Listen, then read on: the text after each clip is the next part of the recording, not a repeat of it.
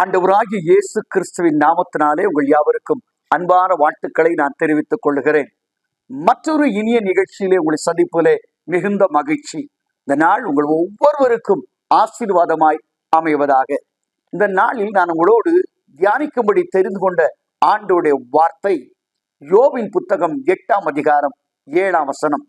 யோபு 8:7. உம்முடைய துவக்கம் அற்பமாயிருந்தாலும் முடிவு சம்பூரணமாயிருக்கும். உடைய துவக்கம் அற்பமாயிருந்தாலும் முடிவு சம்பூரணமாயிருக்கும். இந்த உலக வாழ்க்கையில பாத்தீங்கன்னா, ஒரு கல்யாணம் ஆனாலும் சரி, ஒரு வைபவங்களானாலும் சரி, ஒரு தொழிலானாலும் சரி, துவக்கத்துக்கு ரொம்ப இம்பார்ட்டன்ட் கொடுப்பாங்க. ரொம்ப இம்பார்ட்டன்ட் கொடுப்பாங்க. நாங்கள் முன்பு வசித்த வீட்டிற்கு எதிர்புறம் ஒரு வங்கியிலே பணிபுரிகின்ற ஒரு உயர் அதிகாரி ஒருவர் இருந்தார், வாடகைக்கு இருந்தார். அப்படி பார்த்தீங்கன்னா, ஒரு ஆஃபீஸுக்கு கிளம்புற நேரம் தான் டிரைவர் வந்து வண்டியை வெளியே எடுத்து ஸ்டார்ட் பண்ணி விட்டுருவார். வண்டி அப்படியே ஆடிக்கிட்டே இருக்கும். ஆடிக்கிட்டு இருக்கும்போது அவர் ரொம்ப நேரம் கழிச்சு போன பிறகுதான் அவர் உள்ளே இருந்து வந்து அந்த வாகனத்தில் ஏறுவார், புறப்பட்டு போவார். எனக்கு அது என்னென்ன புரியல. என்னடா இது ஸ்டார்ட் பண்ணி அப்பவுமே ஒரு கிளம்பும் போது ஸ்டார்ட் பண்ணா போதுமே, இப்பவுமே ஸ்டார்ட் பண்ணிட்டு உட்கார்ந்து இருக்கிறாரு என்று நான் கேட்டேன். கேட்ட உடனே அந்த டிரைவர் சொன்னா, அதை ஏன் கேட்குறீங்க, எங்க பாஸ் வந்து சென்டிமெண்ட்டுக்கு ரொம்ப முக்கியத்துவம் கொடுப்பார். என்னன்னு கேட்டேன். அவர் சொன்னார், கரெக்டா 9:15 வண்டியை ஸ்டார்ட் பண்ணிடணும், அதுக்கு முன்ன ஸ்டார்ட் பண்ணக்கூடாது. அப்படி ஸ்டார்ட் பண்ணி முடிச்ச உடனே ஒரு தயிர்காரியோ அல்லது ஒரு தண்ணி எடுத்துக்கிட்டு யாராவது இல்ல கடைக்கு போய் யாராவது ஜாமனை வாங்கிட்டு வந்தாதான் எங்க பாஸ் வந்து வீட்டை விட்டு வெளியே வருவார். நான் கேட்டேன், அப்படி யாருமே வரலன்னா?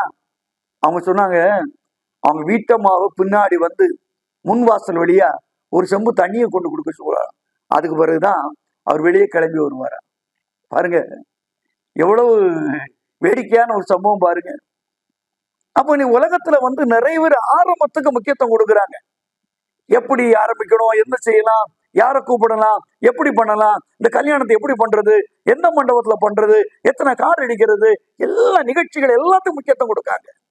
ஆனா முடிவை பற்றி யோசிக்கிறதே கிடையாது. ஆனால் கிறிஸ்தவ வாழ்க்கை சற்று வித்தியாசமானது. எப்படி வித்தியாசமானது?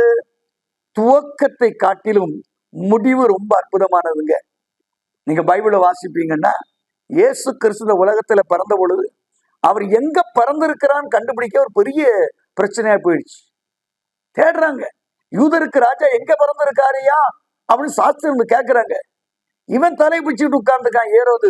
எல்லாரும் உட்கார்ந்து தேடி கடி ஒரு வழியை கண்டுபிடிக்கிறாங்க, இந்த இடத்துலாம் பிறந்திருக்கணும்னு சொல்லி. ஆனால் என் அப்பன் இயேசு கிறிஸ்து இந்த உலகத்தை விட்டு கடந்து சென்ற பொழுது அவருடைய முடிவை பார்க்க உலகமே ஆவலாயிருந்தது. வேதாமத்துல நம்முடைய துவக்கத்தை பார்க்கலும் முடிவுக்கு ரொம்ப இம்பார்ட்டன்ட் கொடுக்கிறது. ஏனென்றால் வேதத்திலே அநேக வார்த்தைகள் உண்டு பாருங்க. ஆலயத்தின் முந்தின மகிமையை பார்த்து எத்தனை பேர் இருக்கிறீர்கள்? ஆகாய் 2ஆம் அதிகாரம் சொல்கிறது, பிந்தின மகிமை இதிலும் அதிகமாய் அழகா இருக்கும் என்று சொன்னான். முந்தின மகிமையை விட பிந்தின மகிமை பெரிதா இருக்கும். உங்கள் விசுவாசத்தின் வாழ்க்கையை ஆரம்பிக்கிறவரும் முடிக்கிறவர் என்று சொல்லப்பட்டிருக்கிறது. அல்வா ஒமேகா. முந்தின ரசத்தை பார்க்கலாம் பிந்தின ரசம் அதிக சுவையுள்ளதா இருந்தது.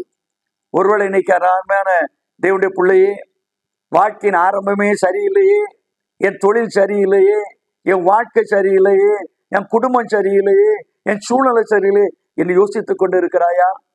நீ கர்த்தர் உன்னோடு பேசுகிறார். உன் துவக்கம் எப்படிப்பட்ட துவக்கமா இருந்தாலும் சரி, எப்படிப்பட்ட ஒஸ்டான துவக்கமா இருந்தாலும் சரி, உன்னை அழகாக முடித்து தர என் ஆண்டவர் வல்லமை உள்ளவராய் இருக்கிறார். உன் துவக்கத்தை குறித்து யோசிக்காத. எனக்கு இப்படி ஒரு வாழ்க்கை அமைந்து விட்டது, இப்படி ஒரு வேலை கிடைத்து விட்டது, நான் எதிர்காலத்தில் என்ன பண்ணுவேன், எப்படி வாழ்வேன், என் எதிர்காலம் எப்படி இருக்க போகுது என்னெல்லாம் கவலைப்படுகிறாயா? ஆண்டவர் சொல்லுகிறார், உன் துவக்கம் அற்பமாயிருந்தாலும் முடிவு சம்பூரணமாயிருக்கும். ஏனென்றால் நம்முடைய வாழ்க்கை இயக்கிற ஆண்டவராகிய கர்த்தர் முடிவு பரியந்தம் நம்மை நடத்த வல்லமை உள்ளவராய் இருக்கிறார்.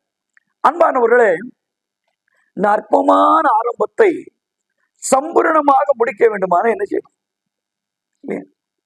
யோபுக்கு நண்பன் சில ஆலோசனை சொல்றான். உன் அற்பமான துவக்கத்தை நீ சம்பூரணமா முடிக்கணும்னா நீ என்ன செய்யணும்? அவன் சொல்லுகிறான் பாருங்க, யோபின் புத்தகத்துல 8ஆம் அதிகாரத்துல 5ஆம் வசனத்தை பார்க்கும்போது அவன் சொல்லுகிறான், நீ தேவனை நோக்கி அவரை தேடி விண்ணப்பம் பண்ணு, அவரை தேடி விண்ணப்பம் பண்ணு, seek him, அவரை தேடு. அற்பமான ஆரம்பம் சம்பூர்ணமாய் முடியும்னா முதல் குறிக்கோள் எப்படி இருக்க வேண்டுமானால், ஆண்டவரை எப்படி தேடுகிறாய் இல்லையா? ஏசாயா தீர்க்கதரிசி 55ஆம் அதிகாரம் 6ஆம் வசனம் சொல்லுகிறது, கர்த்தரை கண்டடையத்தக்க விதத்திலே தேடுங்கள், அவர் சமயமாய் இருக்கையில் அவரை நோக்கி கூப்பிடுங்கள். எல்லாரும் தேடுறோம் இல்லையா? ஆனா ஆண்டவரை காண முடியலையே. ஏன்? ஓசியா தீர்க்கதரிசி அழகா சொல்றான் பாருங்க, 5ஆம் அதிகாரம் 6ஆம் வசனத்துல, அவள் தேவனாகிய கர்த்தரை தேடும்படி ஆடுகளோடும் மாடுகளோடும் புறப்பட்டு போவார்கள், ஆனால் அவரை தேடுகையிலே காண மாட்டார்கள்.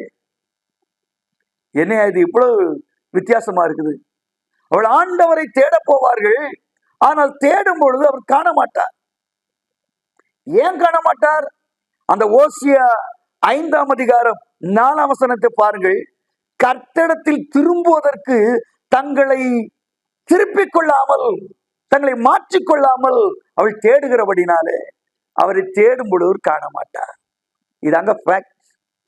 கர்த்தரை தேடுவதற்கு முதலாவது நிபந்தனை, உன் வாழ்க்கையில ஒரு மாற்றம் தேவை இல்லைங்களா? மத்தேயு 5ஆம் அதிகாரம் 8ஆம் வசனம் சொல்கிறது, இருதயத்தில் சுத்தம் உள்ளவர்கள் பாக்கியவான்கள். நீ ஆண்டவரை தேடி வாரியே, ஒரு பாவியின் விண்ணப்பத்திற்கு ஆண்டவர் செவி கொடுக்க அல்ல. சங்கீதக்காரன் சொல்லுகிறான், நான் அக்கிரம சிந்தை கொண்டிருப்பேனாயில் கர்த்தரின் விண்ணப்பத்திற்கு செவி கொடா. எவ்வளவு அழகா சொல்லி இருக்குது. நீ அக்கிரம சிந்தையோட பாவத்தோட இருந்துகிட்டு கர்த்தனை ஆசீர்வதிக்கணும், நன்மைகளை செய்யணும் அப்படின்னு போனா ஆண்டவர் தென்பட முடியாது. ஆண்டவனுக்கு ஆசீர்வாதத்தை கொடுக்க முடியாது, நன்மையை கொடுக்க முடியாது. தங்களை வழிகளை சீர்திருத்தாமல் அவள் கர்த்தரை தேடுகிறபடினால் அவரை தேடும் பொழுது காண மாட்டார்கள். ஆண்டவர் எப்படி தேடுவது? சங்கீதக்காரன் அழகாக சங்கீதம் 51 சொல்கிற, ஆண்டவரே சுத்த இதயத்தினை சிருஷ்டியும், சுத்த இதயத்தை எனக்கு தாரும். அடுத்தால் சொல்றான், தேவனே நீர் பலிய விரும்புகிறவர் அல்ல, நீர் விரும்பினால் நான் சர்வாங்க தன பலியும் செலுத்தியிருப்பேன். தேவனுக்கேற்ற பலிகள் என்ன? நொறுங்குண்டதும் நறுங்குண்டதுமான இருதயம் தானே இல்லைங்களா? சங்கீதம் 34:18 சொல்கிறது, இருதயம் நொறுங்குண்டவர்களுக்கு கர்த்தர் சமீபமாய் இருக்கிறார். இன்றைக்கு ஆண்டவரை தேட முற்படுகிற அன்பு சகோதரனே, ஆண்டவரை காணவில்லை என்று அங்குமிங்கும் ஓடுகிறாயே, ஆண்டவரை காண வேண்டுமானால் முதலாவது நிபந்தனை நொறுங்குண்ட இருதயம். God need a broken hearted people. He needs the broken hearted people. நொறுங்குண்ட இருதயத்தை கர்த்தர் தேடிக்கொண்டு இருக்கிறார். கர்த்தருடைய ஆசீர்வதிக்க வேண்டுமானால், கர்த்தருடைய மேன்மையை செய்ய வேண்டுமானால், அந்த நொறுங்குண்ட இருதயம் உன் வாழ்க்கையிலே இருக்கிறதா? எனக்கு எல்லாம் தெரியும், எல்லாம் நான் ரொம்ப ரொம்ப நல்லவன், கர்த்தருடைய ஆசீர்வதிக்க முடியாது. ஆண்டு அழகான ஒரு உவமையை சொன்னார். தேவாலயத்துக்கு 2 பேர் போனாங்க. ஒருத்தன் பரிசேயன் சொன்னான், ஆண்டவரே நான் இந்த ஆயக்கான போலாம் இல்ல, நான் ஒழுங்கா தசமம் வாங்க கொடுக்கிறேன், உங்களுடைய நியாய பிரமாணத்தை கை கொண்டு இருக்கிறேன், ஆண்டவரே நீ ஆசீர்வதியும், நான் இதுல பெஸ்ட் இதுல பெஸ்ட் இதுல பெஸ்ட் இதுல பெஸ்ட் அப்படின்னு சொல்லிக்கிட்டே இருந்தான். ஆனா ஆலயத்துக்கு வெளியே, ஆலயத்தை கூட பார்க்க முடியாதபடி நடுக்கத்தோடு கலக்கத்தோடு வேதவசனம் சொல்கிறது, அவன் இருதயத்தை அடித்துக் கொண்டு அவன் கதறி சொல்லுகிறான், ஆண்டவரே பாவியாகிய என் மேலே கிருபையாயிரும். ஆண்டவர் சொல்லுகிறார், இவன் அல்ல அவனே நீதிமானாக்கப்பட்டான். எவன்? ஒன்றுமில்லை, தன்னை தாழ்த்தின அவன் ஆண்டுடைய ஆசீர்வாதத்தை பெறுகிறார். இதைத்தான் 2 நாளாகமும் 7ஆம் அதிகாரம் 14ஆம் வசனம் சொல்கிறது, என் நாமம் தரிப்பிக்கப்பட்ட என் ஜனங்கள் தங்களை தாழ்த்தி தங்கள் பொல்லாத வழிகளை விட்டு திரும்பார்களானால், அவருடைய அக்கிரமங்களை விட்டு திரும்பார்களானால், நான் அக்கிரமத்தை மன்னித்து தேசத்திற்கு ஒரு சேமத்தை கட்டளையிடுவேன் என்று சொல்கிறார். தேசம் செழிப்பாக மாற வேண்டுமா? உன் வாழ்க்கை ஆசீர்வாதமா மாறணுமா? உன்னை முதலா நொறுக்கணும். கர்த்தரை தேடுவதற்கு முதல் நிபந்தனை நொறுங்குண்ட இருதயம். ஆண்டவரே, உம்மை நினைக்க, உம்மை சேவிக்க எனக்கு தகுதி கிடையாது, நான் சாதாரண மனுஷன் என்று யார் தாழ்த்துக்கிறானோ அதை தேடுவதற்கான முதல் நிபந்தனையாக வேதாகமம் சொல்கிறது. அதோடு மாத்திரம் அருமையான உள்ளே. இரண்டாவது, நீங்க ஏசாயா தீர்க்கதரிசியின் புத்தகம் 66ஆம் அதிகாரம் 2ஆம் வசனத்தை வாசித்து பாருங்க. அங்க பைபிள் சொல்கிறது, ஆவிலே நொறுங்குண்டவர்களாய் என் வசனத்தை நோக்கி பார்க்கிறவனை, வசனத்தை நடுங்கிறவனை நான் நோக்கி பார்க்கிறேன். ஆவிலே நொறுங்குண்டவனாக வசனத்துக்கு நடுங்கிறவனை நான் நோக்கி பார்க்கிறேன். ஆண்டுடைய வசனத்தை ஏற்றுக்கொள்ளுகிற, ஆண்டுடைய வசனத்துக்கு பயப்படுகிற மனுஷனை ஆண்டவர் நோக்கி பார்க்கிறார். அப்போ ஆண்டவரை தேடனா முதல்ல இருதயம் நொறுங்கணும். ரெண்டாவது, வேத வசனத்தை ரொம்ப பயபக்தியோட வாசிக்கணும், இல்லைங்களா? இப்ப நிறைய பேர் சர்ச்சுக்கு வரும்போது பைபிள்லாம் தூக்கிட்டு வரதே கிடையாது. கையில ஒரு செல்போன், எவ்வளவு ஈஸியா முடிஞ்சு போகுது பாருங்க. டக்கு டக்கு டக்குன்னு முடிஞ்சு போகுது. ஐயா, அந்த பைபிள், அந்த செல்போன்ல பைபிள் மட்டும்தான் இருக்குதா? எத்தனை படம் இருக்குது, எத்தனை அசிங்கங்கள் இருக்குது, எத்தனை கொடுமையான காரியம் நடக்குது, எத்தனை பேட்ட கோபமா பேசியிருக்க, எத்தனை பேட்ட என்னெல்லாம் சாட் பண்ணியிருக்க. அதே செல்போன் எடுத்துக்கொண்டு பைபிள் வாசிக்கிறேன்னா அது எப்படிங்க? ஆண்டுடைய வசனத்தை வாசிக்க நம்முடைய மனக்கண்களை திறந்துட வேண்டும். சங்கீதக்காரன் அழகாக சொல்கிறான் அல்லவா, சங்கீத ஆண்டவரே, உடைய வேதத்தின், சங்கீதம் 119, உடைய வேதத்தின் மகத்துவங்களை பார்க்கும்படி என் கண்களை திறந்தருளும். அதான் நடுக்கம். பைபிளை வாசிக்கும் போது ஒரு பயபக்தியோடு வாசிக்கணும். சங்கீதம் 1 சொல்கிறது, கர்த்தருடைய வேதத்தின் மேல் பிரியமாயிருந்து அது மேல ஒரு வாஞ்ச வரணும். அதான் எனக்கு வாழ்வு. அன்னைக்கு ஆண்டவராகிய கர்த்தர் சீஷரை பார்த்து கேட்டார், நீங்களும் போய்விட மனதாயிருக்கிறீர்களோ? பேதுரு சொல்கிறான், நாங்க யார்கிட்ட போவோம் ஆண்டவரே? நாங்க யார்கிட்ட போவோம்? யாருங்களுக்கு உதவி செய்வா? உம்மிடத்து தான் ஜீவ வார்த்தைகள் உண்டு, ஜீவனுள்ள வார்த்தைகள் உண்டு என்று சொல்லுகிறார். உண்மையானவர்களே, கர்த்தருடைய வசனம் தான் உன்னை உயிர்ப்பிக்கும். மனுஷன் அப்பத்தினால் மாத்திரமல்ல, தேவனுடைய வாயிலிருந்து புறப்படும் ஒவ்வொரு வார்த்தையினாலும் பிழைப்பான். அவன் கர்த்தரை தேடனா. ரெண்டாவது, வசனத்தை என் வாழ்வு என்னை பலப்படுத்துகிறது, என்னை வழி நடத்துகிறது, என்னை காத்துக் கொள்ளுகிற வசனம் என்று அந்த பயபக்தியோடு நடுக்கத்தோடு ஆண்டவரை வசனங்களை வாசிக்கும் பொழுது கர்த்தர் உனக்கு தென்படுவார். கர்த்தர் உனக்கு தென்படுவார். மூன்றாவது, நம்முடைய வாழ்க்கையில கர்த்தர் தென்பட வேண்டுமானால் நாம் என்ன செய்ய வேண்டும்? ஆண்டோடைய பிரசனத்திலே நாம் இருதயம் நொறுங்குண்டது சரிதான், எல்லாம் சரிதாங்க.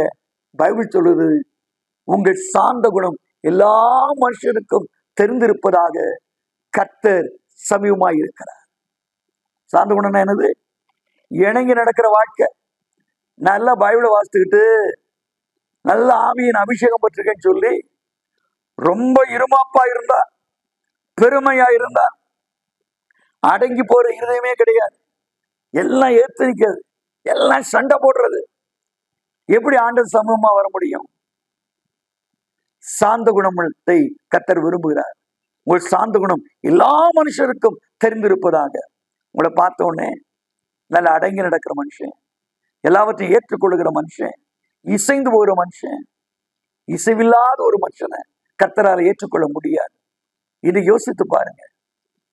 நான் கொள்கை, நான் சொல்றதுதான் கரெக்ட், நான் ஒருத்தன் தான் நல்லவன், நான் என்னப்படிதான் வாழ்வேன்னு சொன்னா கர்த்தர் உனக்கு சமீபம் வர முடியாது. அப்போ கர்த்தர் உனக்கு தென்பட வேண்டுமானால், கர்த்தருடைய பிரசனம் இடைபட வேண்டுமானால், முதலாவது ஆண்டவரை தேடுகிற நீ சுத்த இருதயத்தோடு தேட வேண்டும். இரண்டாவது, வசனத்துக்கு நடுங்கி கர்த்தரை தேட வேண்டும். மூன்றாவது, எல்லோரோடும் ஐக்கியமாக சாந்த குணத்தோடு ஆண்டவரை தேட வேண்டும். யாத்திராம் அழகா சொல்லி 20ஆம் அதிகாரத்துல, என் நாமத்தை பிரஸ்தாபப்படுத்தும் எந்த ஸ்தானத்திலும் நான் அவருடைய நடுவில் வந்து உடைய ஆசீர்வதிப்பேன். மூணாவது, நமக்கு நேரம் இருக்குதோ இல்லையோ, கர்த்தருடைய நாமத்தை பிரஸ்தாபப்படுத்த வேண்டும், கர்த்தருடைய நாமத்தை மகிமைப்படுத்தணும். அப்ப ஆண்டவர் சொல்றாரு, நான் அவனுக்கு சமீபமாயிருப்பேன். நீ கர்த்தரை தேட வேண்டும் என்று விருப்பப்படுகிற என் அன்பு சகோதரே சகோதரியே, 4 காரியத்தை சொன்னேன். முதலாவது, நீ ஆண்டவரை தேடணும்னா உன் இருதயத்தை ஒப்பு கொடுத்து ஆண்டவர் சமூகத்தை தாழ்த்தி உன் இருதயத்தை நொறுக்கு கர்த்தருக்கு சமீபமாயிருப்பார். இரண்டாவது, வேத வசனத்தை பயபக்தியத்தோடு நடுக்கத்தோடு நீ தியானிப்பாயானால் கர்த்தருக்கு சமீபமாயிருப்பார். மூன்றாவது, எல்லாரோடும் சண்டை சச்சரவு இல்லாமல் சமாதானத்தோடும் சாந்த குணத்தோடும் ஏற்றுக்கொள்ள இதயத்தோடும் நீ வாழ்வையானால் கர்த்தரை தேடும்பொழுது தென்படுவார். நான்காவது, கர்த்தருடைய நாமத்தை பிரஸ்தாபப்படுத்த வேண்டும். கர்த்தர் அதுக்காக தான் உலகத்தை வச்சிருக்கிறார். இந்த ஜனத்தை எனக்கென்று தெரிந்து கொண்டேன், அவள் எப்பொழுதும் என் துதியை சொல்லி வருவார் என்று ஏசாயா 43:21 சொல்லுகிறது. ஆண்டவரை பிரஸ்தாபப்படுத்துகிறவர்கள், ஆண்டவரை உயர்த்தி பேசுகிறவர்கள். நீ அந்த அனுபவத்துல நம்ம இருக்கிறோமா? நீ ஆண்டவர் இல்ல எனக்கு தென்படலன்னு சொல்றீங்களே, அம்மா கர்த்தரை கண்டடையத்தக்க விதத்துல தேடுங்கள். உடைய அற்பமான ஆரம்பம் சம்பூரணமாய் முடியும்னா முதல்ல நீ செய்ய வேண்டியது அவரை தேடு, அவரை தேடு. 2வது 6ஆம் வசனத்தை வாசித்து பாருங்க. 8ஆம் அதிகாரம் 6ஆம் வசனம், 5ஆம் வசனம் தேடு. 6ஆம் வசனம் சொல்லுகிறது, அவருக்கு முன்பதாக சுத்தமும் செம்மையுமாய் இருப்பீரானால், ஆங்கில மொழிபெயர்ப்புல அப்ரைட், சரியாக இருப்பீரானால். நிறைய வாழ்க்கையில இந்த சரிநிகராய் ஆண்டவருக்கு வாழ்கிற அனுபவம் இல்லவே இருக்கலங்க. வாழன்னு சொல்லி விரும்புறாங்க, ஆனா ஆண்டவருக்கு விரும்புகிறபடி நாம் வாழுகிறோமா?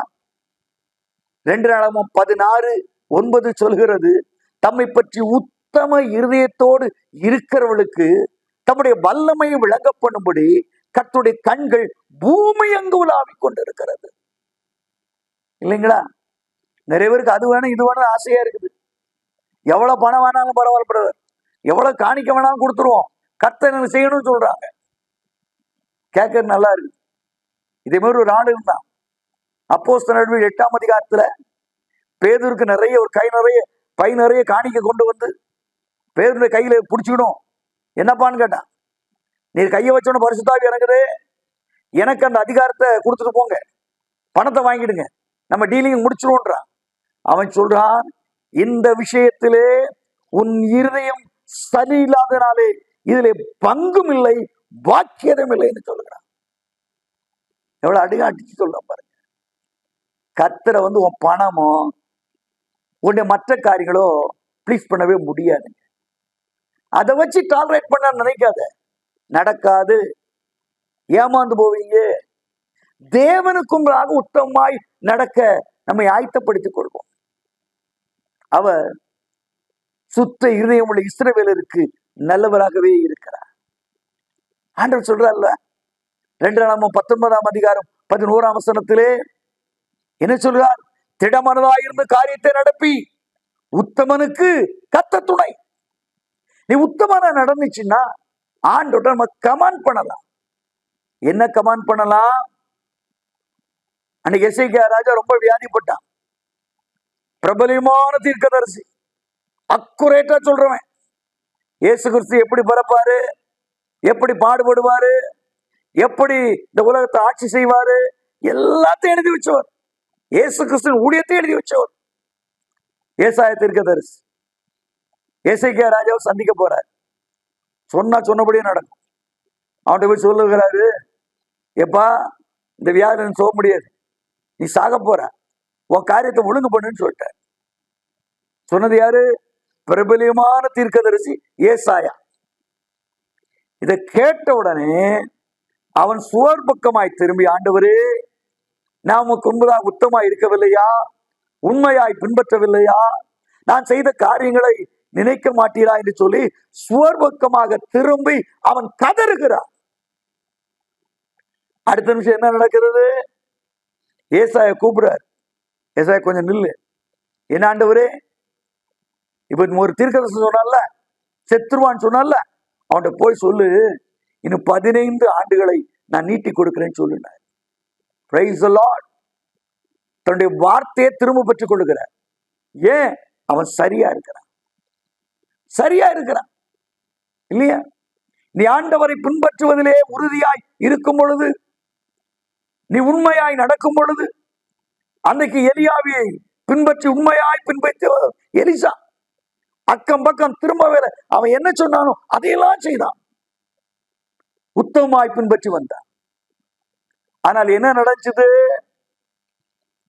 எலியா எடுத்துக்கொண்ட பொழுது எலியா சால்வை பிடித்துக் கொண்டு அந்த யோர்தான் நதியண்டை போய் எலியாவின் தேவன் எங்கே என்று அடிக்கிறார்.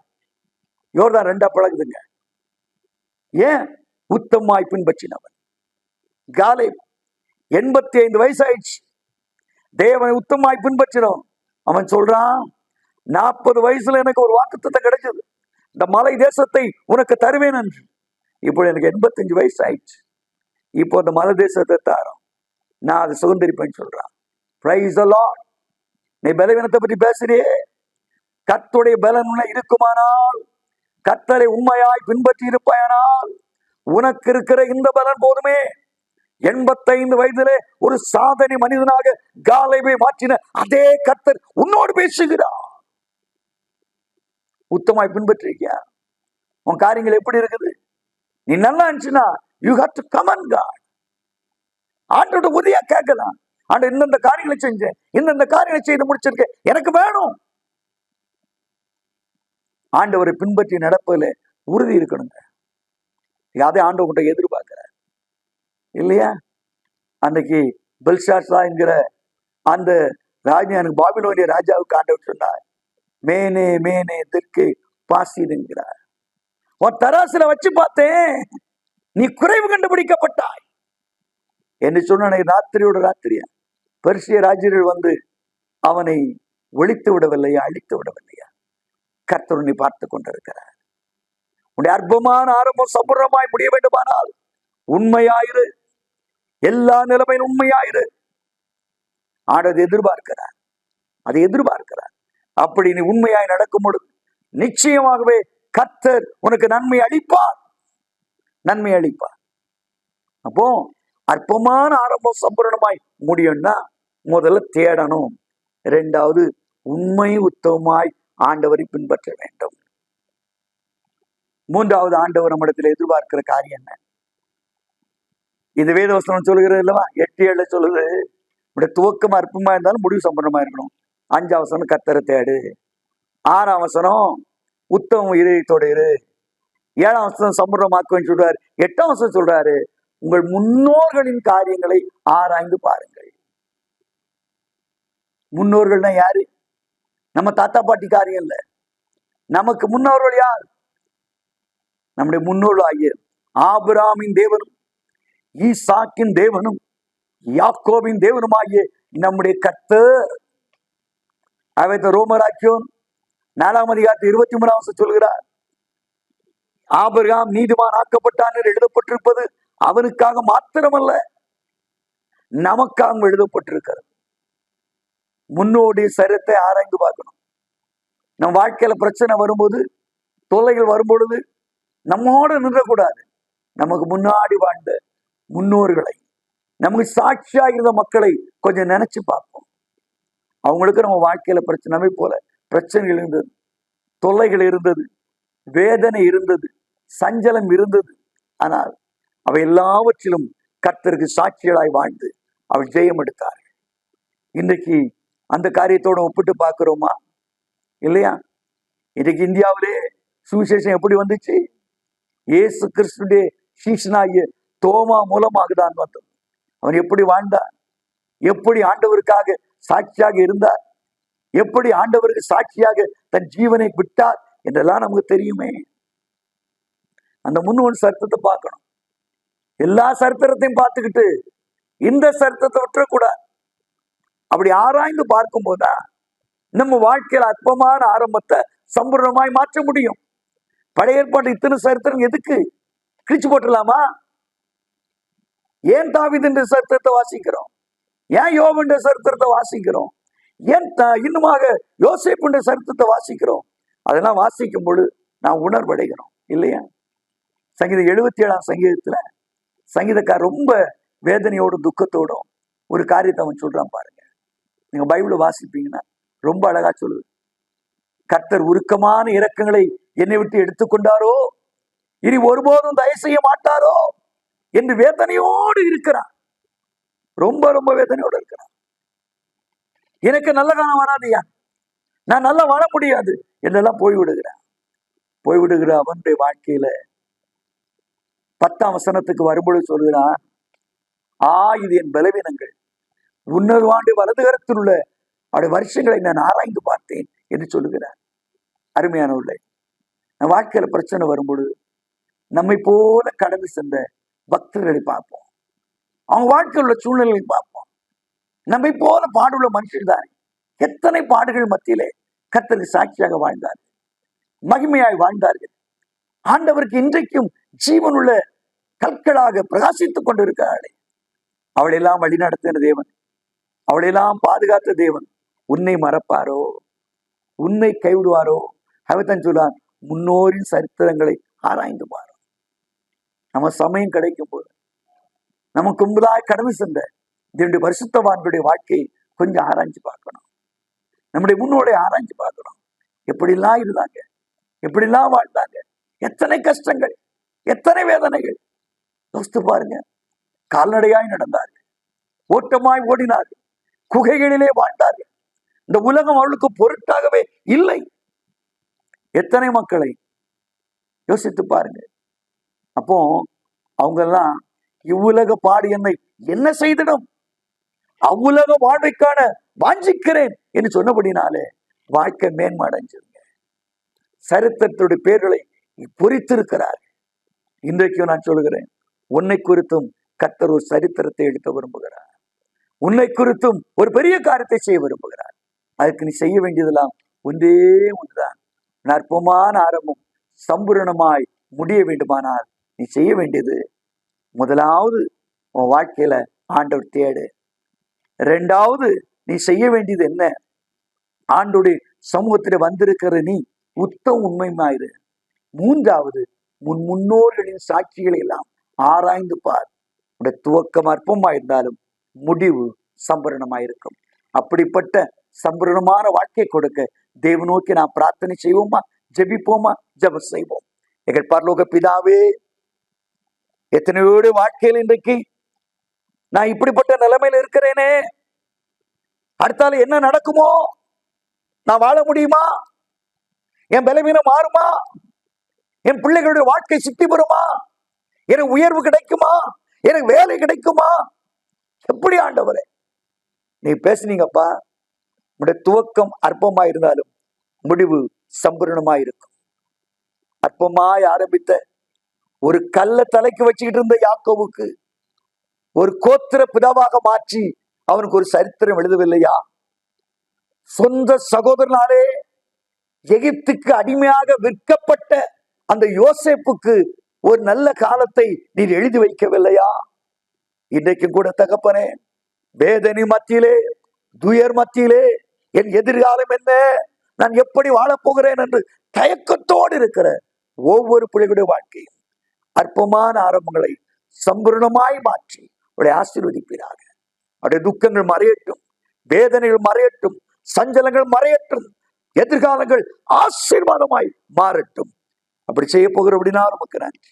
ஒவ்வொரு பிள்ளைகளையும் உடைய கரத்துக்குள்ளே அர்ப்பணிக்கிறேன், ஏற்றுக்கொள்ளும். இயேசுவின் நாமத்தில் வேண்டுகிறோம் ஜீவனுள்ள பிதாவே.